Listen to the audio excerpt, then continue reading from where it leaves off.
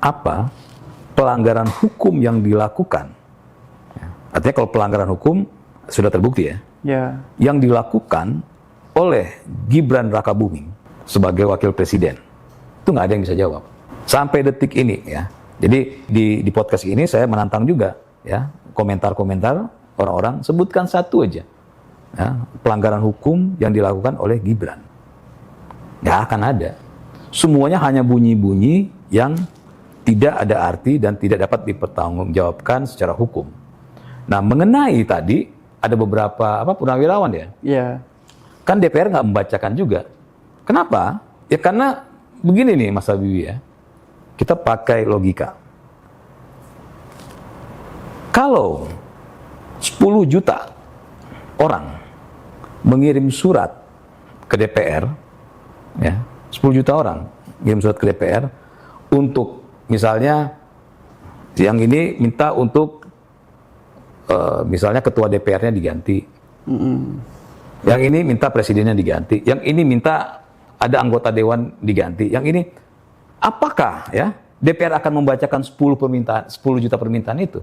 Nggak ada kan? Jadi kayak surat yang dikasih oleh purnawirawan, ya, ini kan nggak ada isinya, ya, isinya itu nggak ada isinya, ya. Semuanya hanya bunyi-bunyian kosong. Terus DPR ya harus menanggapi sesuatu yang nggak ada isinya. Ya marwah DPR rusak dong, gitu. Saya nih misalnya nih, saya nggak suka sama si A gitu kan. Saya bayar aja orang misalnya. Kalau 3 orang bikin apa kayak namanya? Saya bikin tuh beberapa orang saya bayar, kirim surat ke DPR. Untuk misalnya saya nggak suka sama anggota DPR yang A. Saya nggak suka sama misalnya Bu Puan. Ya. Saya nggak suka sama si ini.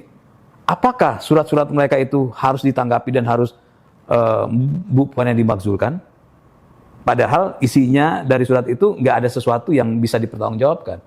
Jadi kenapa DPR tidak menanggapi surat yang ramai itu? Ya kan ramai karena media kan. Karena memang nggak ada isinya.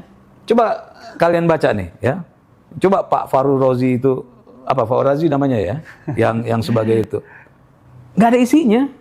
Isinya sesuatu yang hanya hayalan, yang tidak dapat dipertanggungjawabkan. Lalu DPR harus membacakan hayalan mereka di sidang yang terhormat.